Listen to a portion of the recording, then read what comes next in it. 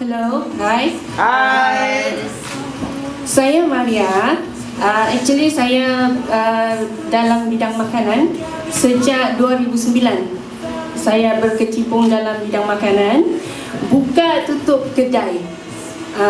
The last kedai saya tutup last year, bulan 12, yang baru beroperasi selama setahun. Saya buka restoran di Lokawi High, Bintang Cafe. Tapi itulah sebab masalah-masalah yang tidak dapat dielakkan, dia terpaksa ditutup. So, saya berehat di rumah selama beberapa bulan ini sambil berfikir macam mana saya mau improve, berfikir mengimbas balik di mana kesilapan-kesilapan saya selama ini.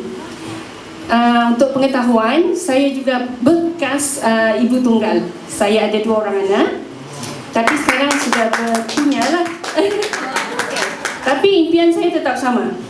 Dari dulu hingga sekarang, saya ingin better life untuk anak-anak saya. Saya mau bawa anak-anak saya umrah, tapi dengan hasil usaha sendiri.